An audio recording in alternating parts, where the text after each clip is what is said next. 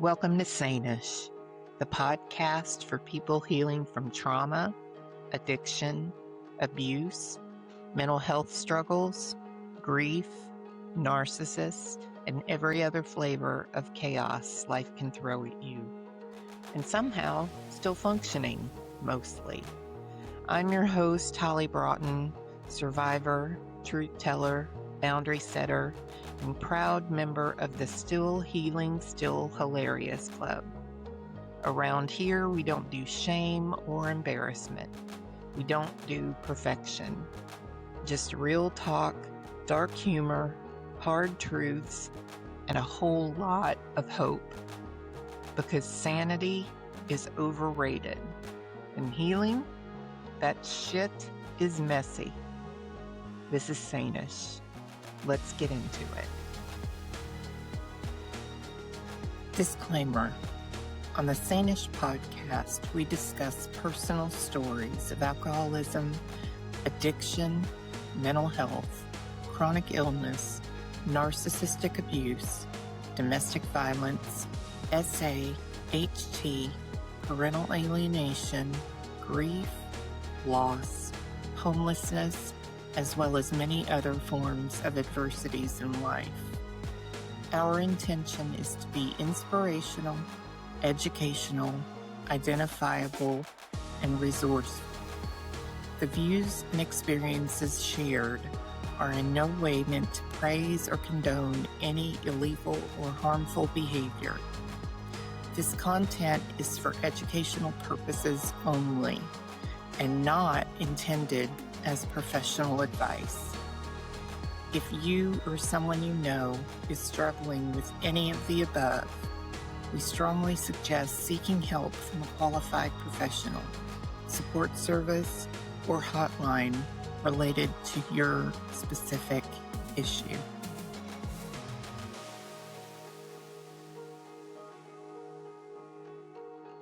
Hey everybody, welcome to the Sane-ish podcast. Before we get into today's episode, I just wanted to put out a warning. We have a semi-graphic episode. Viewer discretion is advised, or listening discretion is advised. It's probably best not to watch or listen out loud around children. Terry's speaking about specific adult situations that had affected her as a child. You may want to consider little ones around you or young ones around you as well, but just wanted to give you a heads up. Enjoy the episode. Thanks for listening. Hey, everybody. Welcome back to the Sane-ish podcast. I'm Holly Broughton, and today we have Terri Kozlowski. Okay. Very good. I told her I was going to say it very slow, so I didn't hack it up. But anyway, she is joining us because she started her own business called Cosmic Soul Solutions. And I, as usual, I'm going to turn the podcast over to her so she can, first of all, walk you through her story and then explain her business about coming to an awareness and how we cannot control the things that happen to us, and then how we go from there. So Terri, welcome to Sane-ish. We're glad you're here. And so, like I said, I'm turning it over to you. So why don't you start us off at the beginning, and then, walk us through what happened and where you are today. Well, thank you very much, Holly. It's a pleasure to be on the Sane-ish podcast with you today. And my story is not one of, it's a known story. There's too many of us that have a similar story to mine. I am a product of child sexual trauma at the age of 11. My story is a little bit different in that my mother allowed 3 men to me so that she could have free drugs. So my innocence was sold for her addiction habits. She was an alcoholic and then became a drug addict. And she never really got over her issues and what caused her to be all of those things that she was dealing with. But in the process, she had my sister and I. We are Irish twins, 10 months to the day. apart. And I grew up always being the older sister, always looking out and taking care of her. But when we ended up visiting, my parents got divorced when I was 8. My dad was the first man to get custody of 2 small children in the state of Maryland in the 70s. This was a first and a big deal at the time. And we lived without my mother from the time I was about 6 for the rest of my life. She left my dad, and divorce took some time, but we ended up living with my dad. And I'm very grateful that that was something that happened. It was also later in life, I found out that was the first time my mother abandoned my sister and I, because she actually didn't show up to court to fight for my sister and I. So that was the first abandonment. And abandonment is my major issue. Despite the fact that I have sexual trauma in there, abandonment from my mother is the biggest issue. So we ended up visiting her. We had this horrific experience. Actually, the first 2 weeks of our visit with her was some of the best memories I have with my mom. And that's where alcoholism comes into play, is you never know when something's going to explode. And with my mom, it was everything could be going fine. And all of a sudden she'd start drinking and everything was not fine anymore. And that is the cycle of alcoholism. You have good moments and you have bad moments. And in her bad moments, I was the brunt of her negativity. I was the reason she drank. I was the reason my dad and her got divorced. All bad things that happened in her life, she took out on me and blamed me for. So we had this event that occurred. She literally put us out on the streets of Albuquerque, New Mexico, after she disappeared for 3 days. And I'm 11, my sister is 10, and I'm trying to figure out how we're going to get back to home, which is in Pennsylvania, and we're in New Mexico. And we get home, and this is where I think that I'm very unusual, because I got off the plane. My sister runs to my dad, is crying, is so happy to see him. And I walked up to him very calmly and said, Tammy and I need therapy. And he kind of looked at me. And this was in the summer of 1980. Children of 11 years old didn't know what therapy was, number one, that back then. Number two, I knew that something bad had happened. Also in 1980, I didn't know what sex was. I did not have that talk until later. And nowadays that happens a little bit earlier nowadays. But all that being said, I didn't know what happened to me. I knew it was wrong. I knew it wasn't my fault, and I knew I couldn't handle it by myself. So I had that awareness factor going for me, but that's about it, because everything else I turned into negativity about myself. And as with most victims, we go into the why me mode, and I stayed in the why me mode for a very long time. Looking back, my dad gave me the right question to ask myself. And when I actually told him everything that had happened, at that point I was 12 years old, he asked me, now what? I didn't realize how profound that question was until about 20 years later, because we focus on the why me. And when we do that, we really put ourselves in an unhealthy place. Our sanity gets lost in the why me question. And the way to come back to our sane self is by asking a different question, which is now what? Yes, all this bad stuff happened. Yes, I don't feel like I'm a whole person anymore. There's a part of me that I feel is missing. However, instead of focusing on going inward and asking why me, because that question focuses on the past, that question focuses on the abuse, that question focuses on the abandonment, instead of saying, now what? Now, despite everything that's happened, now what am I going to focus my life on? Now I need to focus on feeling better, making sure that I'm taking care of myself, and moving forward with an awareness that, yes, bad things happen, but bad things don't define who I am. Right. That's a lot. It is a lot. That's a lot for an 11-year-old child. You and I are the same age, so I know like that era. And so, and I'm not going to get into it because this is your story, but I am familiar with that situation. And I don't know how you had the mental capacity I wouldn't have thought of therapy. I didn't think of therapy. Not only that, was your dad like angry? I know he said now what, but were you, as a child, were you feeling like he was angry at the whole situation, or did he remove himself from that? And that's just a personal question to you, not as far as your whole story. I'm just Right. asking you as a personal question. So I'm very fortunate that my dad, number one, didn't question me and I was in therapy. We got off an airplane on Saturday. I was in therapy Monday morning. So Yes. he took me seriously, number one. And I'm very Yes. grateful for that. And I was in therapy from that Monday until I turned 18. Now, back in 1980, they didn't know what to do with me. And I spent a lot of time talking about my new blended family because my dad had remarried that year that all this happened. So we talked about my new blended family. We talked about everything but what I went there to talk about because I wasn't going to bring it up. I didn't have the words at 11. I didn't have the words to understand and to vocalize what was going on. And the error was that they didn't ask those types of questions.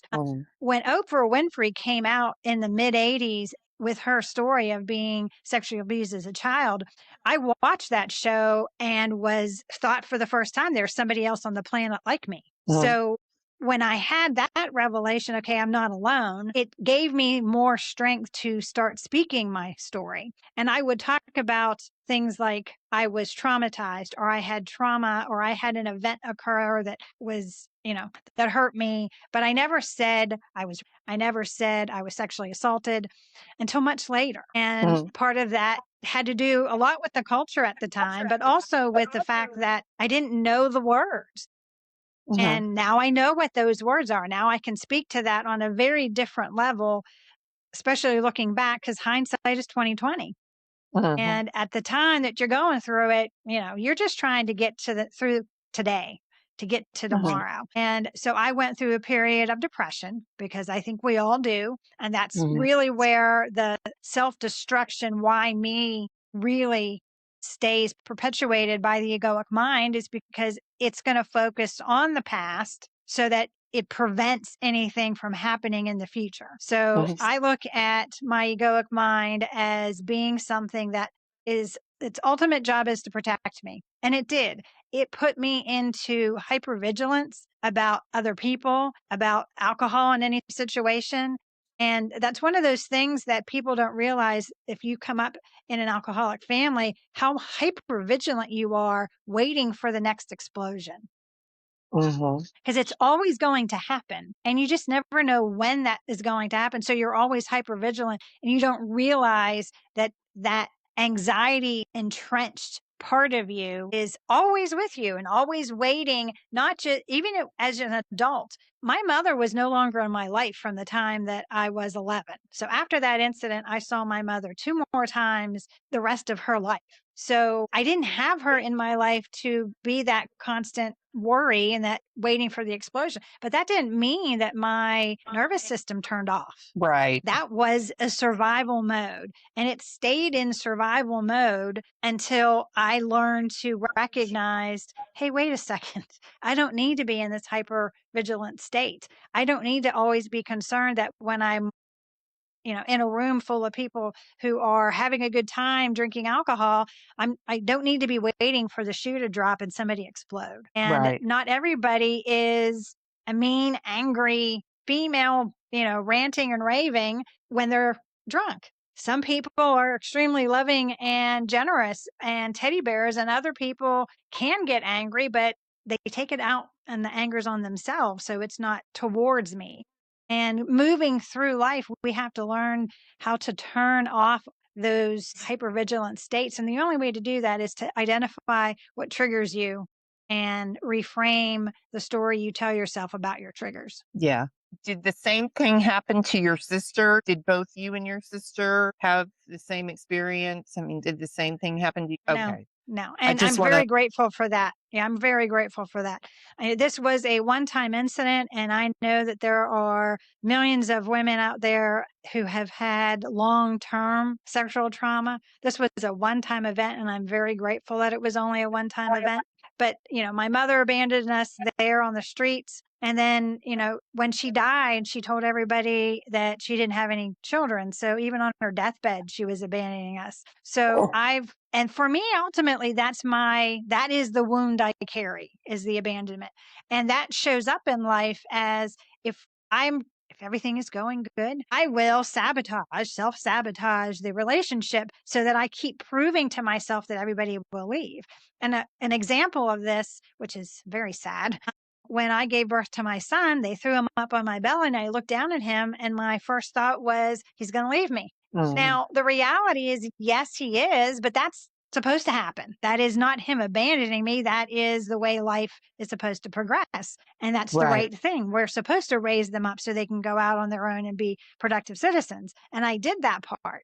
But that didn't mean that the emotional response, that my gut reaction to having this new baby laying on me was that he was going to leave. So I realized in that moment that my major issue had not been resolved. I had gone through things. I knew I was codependent. So I went through dealing with being codependent and how that shows up and how to reframe that so I'm not constantly repeating the same things to my son. But at the same time, I realized that some of the wounds are not just about alcoholism, they're deeper and they need to be dealt with. Right. And I mean, first of all, thank God for your dad. I Yes. I mean, really, seriously, thank God for your dad. But and a lot of it's from my perspective, a lot of what your mom said, it seems those were her issues. Like even the last what she said in the end about not having any children, those really were her own issues, sounds like. Correct. And I Had nothing know to what, do with yeah, I know what her issues are, or what I knew what her issues were. But that is where that compassion factor has to come in to be able to forgive others. Because although right. I came from a generation, as you did, where you honor thy mother and thy father and you didn't talk back and all those things. And so for me, setting a personal boundary was very difficult because that's something that we're not taught how to do. And even I did not teach my son personal boundaries as much as I should have. And in realizing that the first personal boundary I set was with my mother, was that she could not call me if she was drunk. And if she did call, I was going to hang up on her.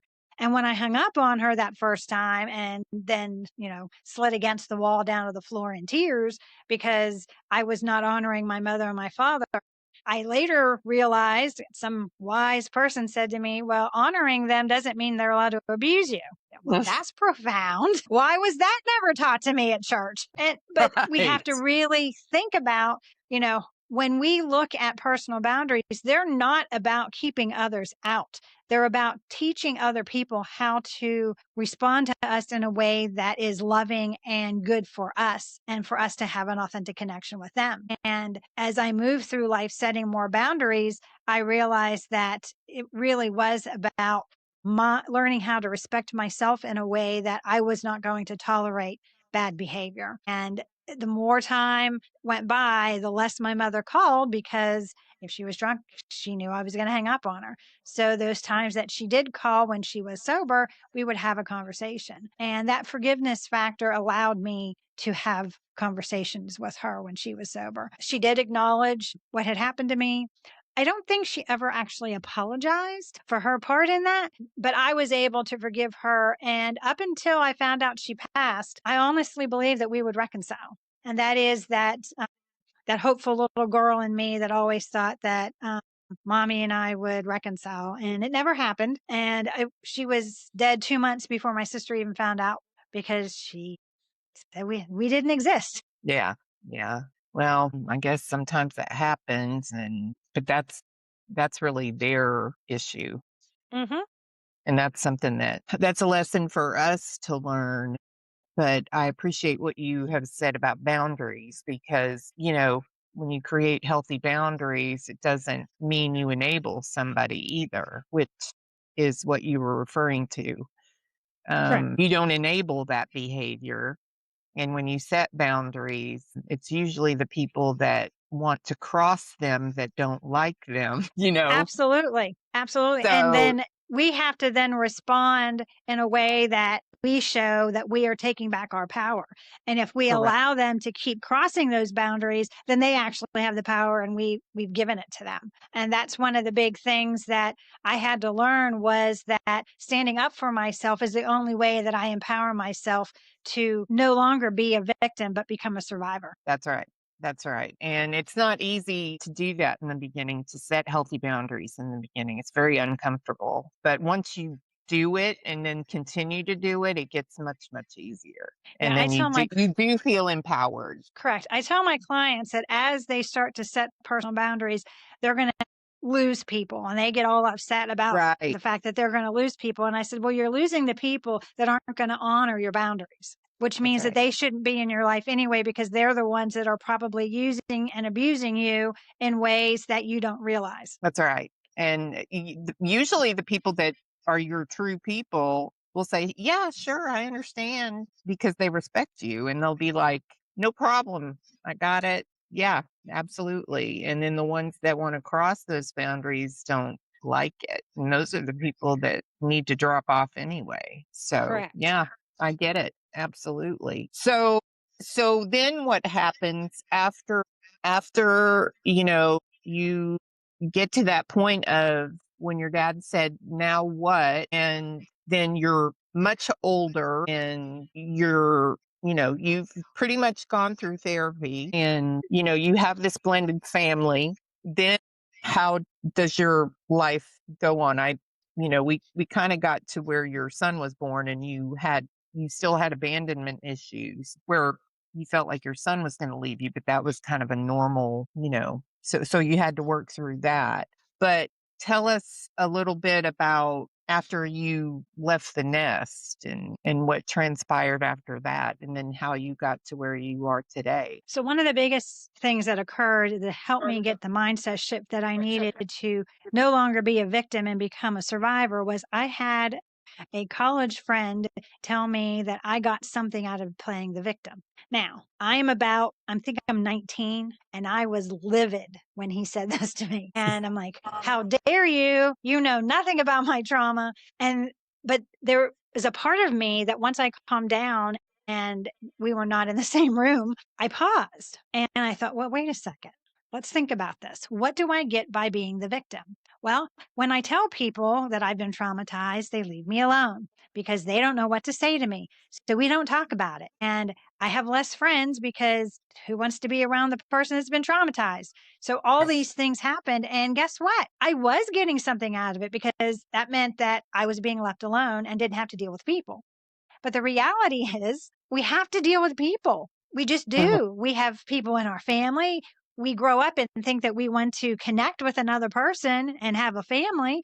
Guess what? That's dealing with people. So I had to understand that for me to authentically connect with people, I had to switch from telling my story as a victim to telling my story as a survivor. And that does two things. Number one, I take responsibility for how things move forward. I take responsibility, which is huge, because if I'm blaming my mom or I'm blaming the past, then I'm not being responsible for the decisions I am making now. Even if I'm making bad decisions because of the past, those are still my decisions to make. My mom didn't make those decisions, I did. So I have to be responsible for those decisions. So you become responsible, you regain your power so that you can say, yes, I'm making decisions for myself and moving forward. So in that reframe that I did based on that really inspired conversation, I was able to start looking at what it was I wanted and making choices that were things that I wanted, instead of making choices because I was afraid to tell my dad I didn't want to become a business major. I became a business major, was a business major for 2.5 years before I got the courage enough to tell my dad, I hate this. And I ended up with a degree in social sciences, which was perfect. I'm very happy with it. But, I had to suffer through economics classes because daddy wanted me a business major. And I didn't have enough courage to say to him, I don't want to do this. And this is those tiny moments that we don't realize that, being silent, being good girls, being seen but not heard, all these things that we are told we take on as roles, and we put them on as masks and armor to protect ourselves from disappointing daddy. But my dad wasn't disappointed. He just said, "Why didn't you tell me?" And this is where we bring into our egoic minds, brings up so much fear because of the fear I had with dealing with my mom. I placed some of that on my dad. And he didn't deserve any of that. Just like when we go into relationships and we push others away because of past relationships, well, they didn't deserve that. We chose to push them away because we were afraid that if we didn't, they may stay. Oh my gosh, isn't that what we wanted? But our egoic mind is always looking at the bigger picture that they're going to hurt. They're going to leave you at some point because you are broken, you are unworthy, you're not whole, you've been traumatized. How can you ever get over that? And the egoic mind keeps replaying those tapes until you learn to record over them. This gives our age, having tapes record over them and allowing us to reframe those stories that we tell ourselves into empowering statements of our growth. I survived childhood trauma. I survived an alcoholic mother. I am proud that I have been able to take my story of trauma into survivorship and showing other people how I can thrive despite that, because I found out who I authentically was. And the way I did that was realizing that when you put masks and when you put armor on, guess what happens? You can't see, and people can't see you. They can't hear you because you're muffled. Your glory and your light gets dimmed because of this. But when you start to peel away the mask and you peel away the armor, then your full body can be shining and they can hear your incredible voice. And when you do that, you authentically connect with others in ways that are profound and meaningful and healing. And the only way to really heal from any sort of trauma of any kind is to reconnect with people who understand you and finding your tribe, those people that support you despite, who encourage you despite, and who tell you and believe in you because you are who you are and they accept you and love you just as you are. Right. Not only that, then you help others come out from the shadows, because a lot of people are ashamed with what may have happened to them, and they don't usually isolation and the masks keep them hidden. And once they hear a story like yours, then they're like, "Oh, I didn't realize that," and then it helps them come out and be empowered and helps them heal. Absolutely. So it's always good and then it helps them shed all that shame and embarrassment that really wasn't even theirs to carry in the first place. Absolutely. Shame is put upon you by somebody else for acts that they did that they don't want you to tell the secret. And when you realize that if you have a secret that you're holding on to because of shame or guilt, tell your story, because the first thing that happens when you do is that shame and guilt completely get erased. And there's a difference between shame and guilt from, you did wrong. Shame is put upon you by others for things that you did nothing. Guilt is put upon yourself because you knew you did something wrong. And it's there as information for you to move forward and correct the mistake you made and the misstep you took.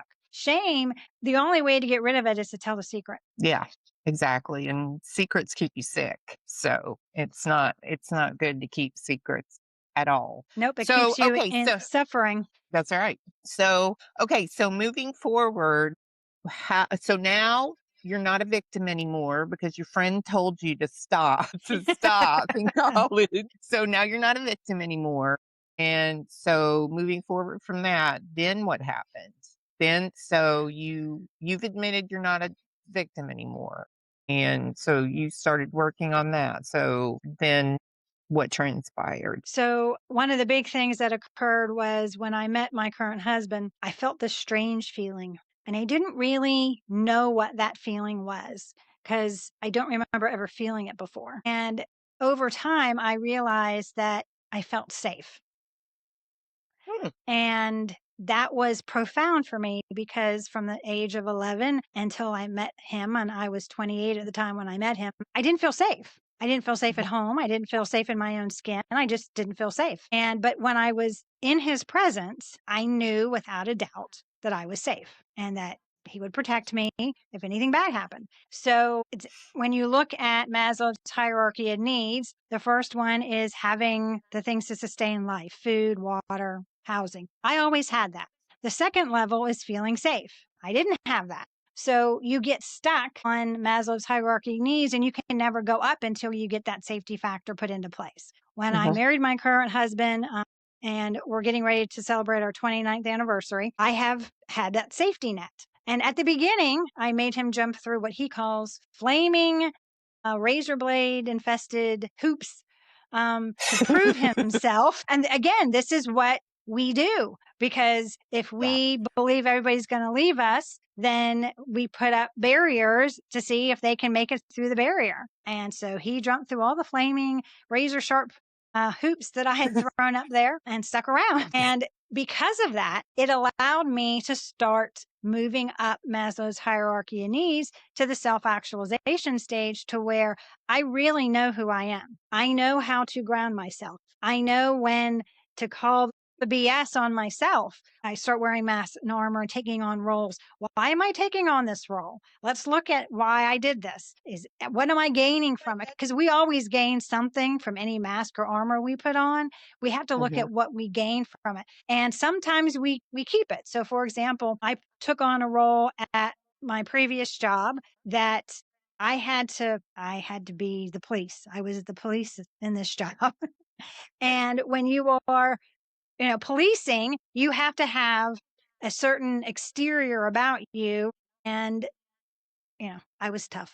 They knew I was tough. And the more, when my first book came out, Raven Transcending Fear, which is my memoir, a lot of them bought it, a lot of them read it, and they did not know any of that because it's not something that you talk about in the workplace. So they ended up with a completely new, this is why she's tough. Well, yes, but no, this isn't one of those roles that I took on because I'm policing here. My job is to police here.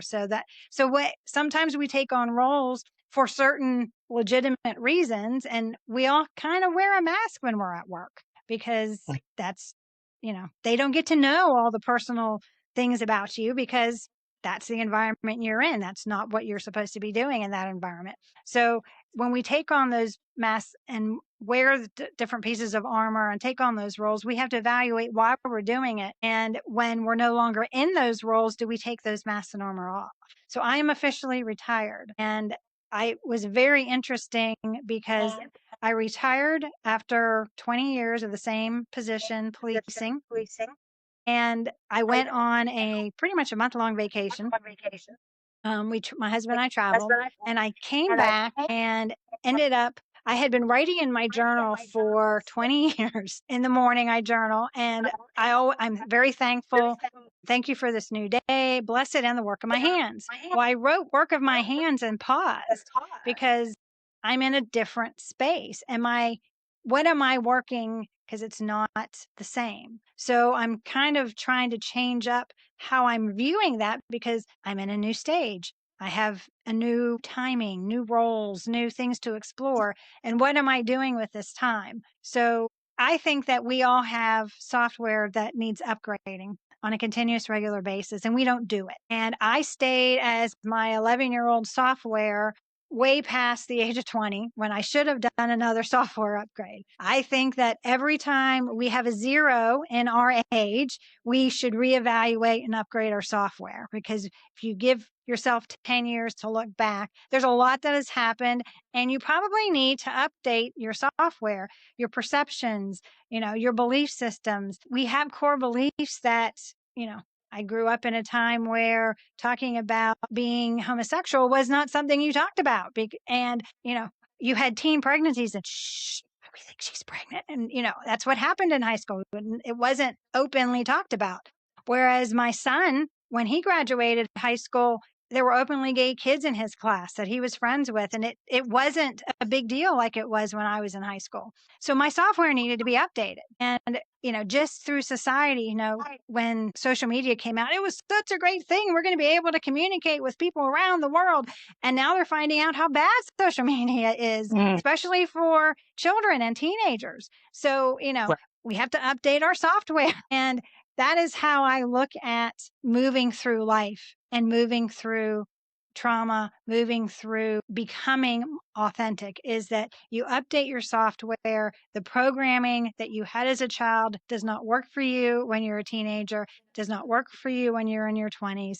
When you're in your 20s and you're single, your software needs to be updated when you end up with a significant other, end up with a partner that you're committed to and you're starting a family with. That software has to be updated to family's version of the software.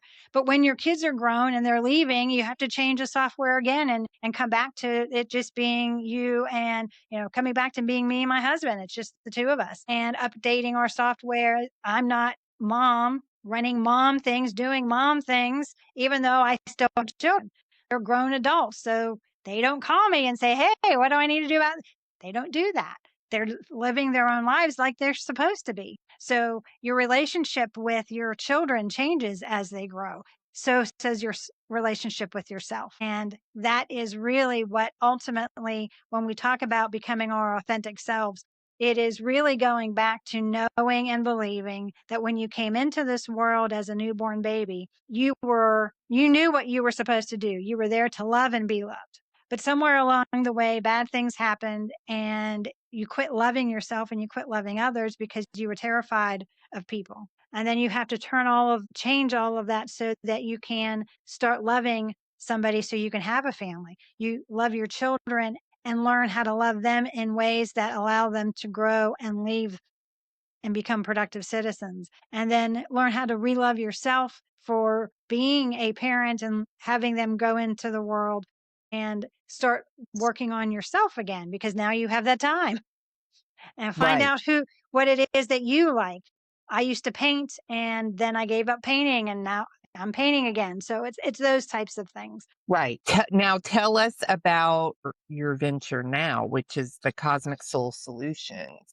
Tell us about that business. Cosmic Soul Solutions is what I use as a platform to put my soul solutions for overcoming fears and limiting beliefs out into the world. It is one-on-one coaching with me. I have a personal boundaries course. I have a gratitude course. Those things that helped me, I'm giving back to the world in ways so that they can help themselves become their authentic versions of themselves and learn what self-care is. So Cosmic Soul Solutions is my business. I have Raven Transcending Fear, which is my first book, which is the memoir telling my story of how I overcame fear and limiting belief. The first book in the Soul Solutions series is Soul Solutions for Awakening Awareness, because that is the most important step. You can't change what you are unaware of. And awareness is the hardest step to take, to realize, oh yeah, now what? That is the hardest step to take instead of why me. And my next book in the Soul Solutions series, which should be coming out later this year, is Soul Solutions for Overcoming Fear and Limiting Beliefs, where I dive into how to reframe, how to recognize your triggers, how to reframe those triggers so that they are no longer something that causes you harm in today's current environment. And then I had the Soul Solutions podcast. It has over 200 evergreen episodes that are out on all the platforms. And I have a YouTube channel called Soul Solutions as well. Good. Okay. Well, all of that will be in the episode description for anybody who wants to connect with Terri. Thank you.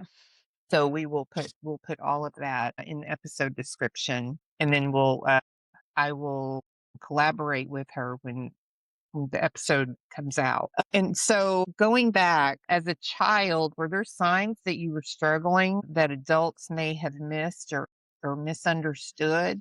And this was like after, when you came back from your mom's, were there anything that maybe adults missed or misunderstood? I mean, sure, there probably was at that time, because like you said, and like I know, we just didn't have any therapy, even though you were going to therapy. Right. Things just weren't obvious at that time. So the hypervigilance, I think nowadays when you see people that are hypervigilant, you automatically know that they've had some sort of trauma, because hypervigilance absolutely is a sign not only of post-traumatic stress disorder, but also being in an alcoholic family, because you just never know when something is going to explode. So the hypervigilance, the fact that I was absolutely okay if nobody ever talked to me and I could stay on my bed and listen to music or read and be left alone.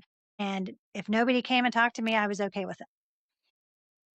So, that when you see people isolating, that's a sign. And that's a really important sign. And any of you that are still self doing that, you need to realize that you cannot heal in a vacuum. It's not possible. If it could, I would have done it, but I couldn't do it. And neither can anybody else. Healing comes from connection. Healing comes from sharing so that you can release. Healing comes from finding your tribe and understanding that there are people in this world that not only understand what you went through, but can help you and guide you through it. Right. And so have you healed? Have you helped that little girl within you heal herself as well? I know you've helped Absolutely. the big girl Mhm. heal, but have you been able to change the relationship with the little girl inside of yourself? Absolutely. And I think Oh, that I went through a phase where I was trying to remember good things about my childhood, because we focus so much on the bad that yeah. we forget that I had really good times with my mother. There is a picture of me literally hanging off of my mother behind her. She's sitting in a chair and I'm hanging off the back of her, hugging her. And, she has her head leaning up against me. And it's one of those moments where when I look at it, I'm really happy, but we forget those times because we get so focused on the negativity. So I went back and went through a period where I wanted to remember those good times. So I started coloring, because I like to color when I was little.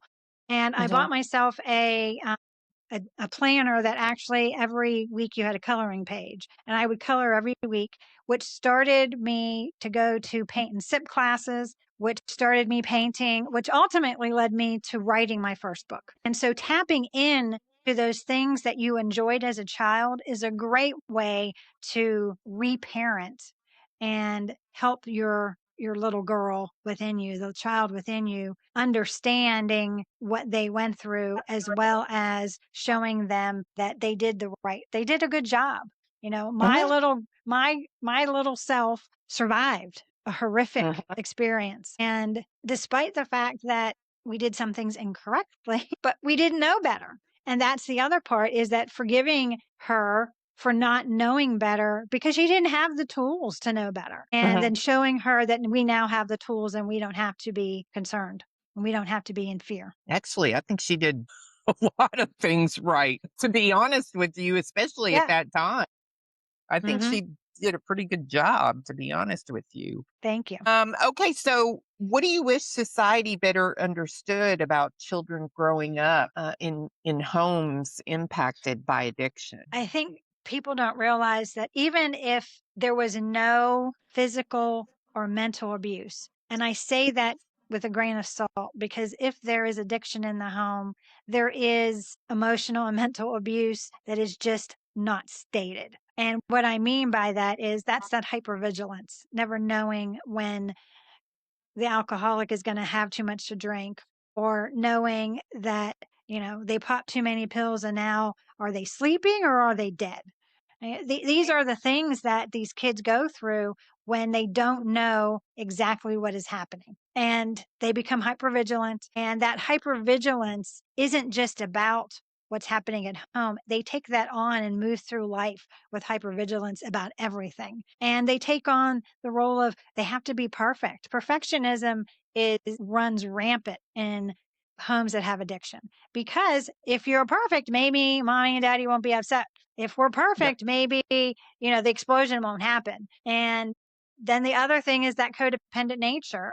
I will never forget when my sister and I are standing outside the efficiency apartment where our suitcases were, where my mother kicked us out and told us it was time for us to go home. I wanted to call the police. I wanted to go to the police station. And my sister turned to me and said, "But mommy will get in trouble." And neither one of us wanted my mother to get in trouble.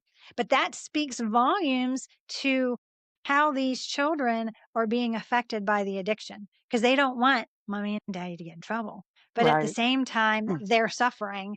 And, I'm literally standing on a street in Albuquerque, New Mexico with my baby sister trying to figure out how to get home in Pennsylvania. And yet we're worried about mommy getting in trouble. I mean, that in and of itself speaks volumes to the issues that children have in coming from homes that have addiction in it. Yeah, they're taking on the burden of Mhm. adult issues is really what they're doing. So what has helped you redefine your worth independent of what you did or didn't receive from your parents? I learned long ago that my worth has nothing to do with anybody else on the planet. My worth has everything to do with the fact that I was born, period. Whether you believe in God or the universe or spirit, whatever you believe in, something brought me here. And and when you look at a newborn baby, it really, you get the understanding of what I mean. When you look at a newborn baby, it can do nothing at all but love and be loved. And Mhm. therefore, I'm worth just as much as that baby. If I never do anything again, because I love and I am, and I do love and I am loved. So, that is it. So my worth comes from the fact that I am a human having a experience here because I'm here to love and be loved. Very good answer. I like that answer. So, what has helped you move from merely surviving to actually thriving? So, what gave you the nudge? Like from okay, let's put it this way. So, what gave you the go from victim? So, we know what gave you from going from victim to surviving, Mm-hmm. but then what gave you the further nudge from going from surviving to now thriving? I really think what that came down to was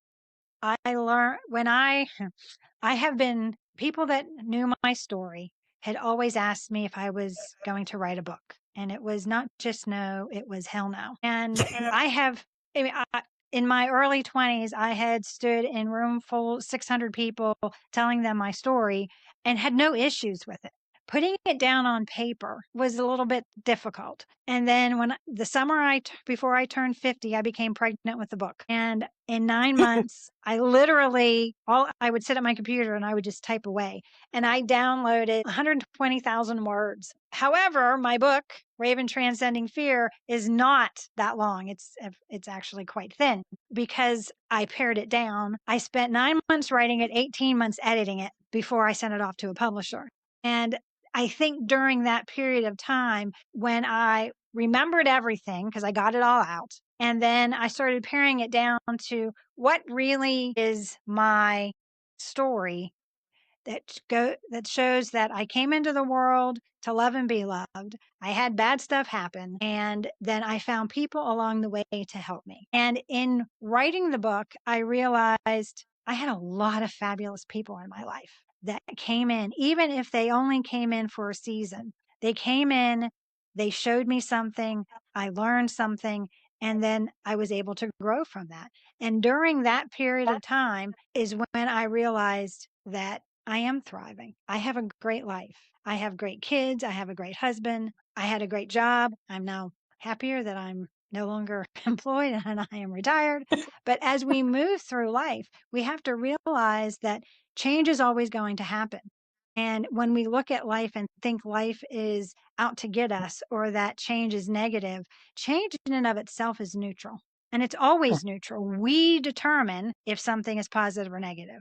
So let's just always look at the positive side of things and I'm not talking about being, ultra positive. I'm talking about looking at the situation and understanding that there is a both positive and negative from everything. Stay focused on the positive so that you can keep attracting more positivity into your life. Yeah.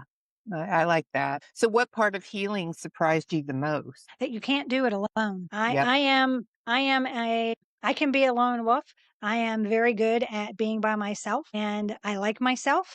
But realizing that the isolation causes more harm. And actually, there are now studies out showing that isolation is worse for you than smoking. So, if we really think about the fact that our brains are wired for connection, and if we don't honor and give ourselves those connections, that we actually are depriving ourselves of the impact that others can have on us. And although we had negative people in our lives, we have to open ourselves up to have the positive people in our lives too, or at least be the positive for somebody else. Right. So when you realize who you are today after what you've achieved and overcome, what gives you the most joy? That I really think that who I was prior to all the trauma, that this is the person I would have grown up to be anyway. That's great. So when you look back at the person you are today, what are you most proud of? Not because of what you've achieved, but because of what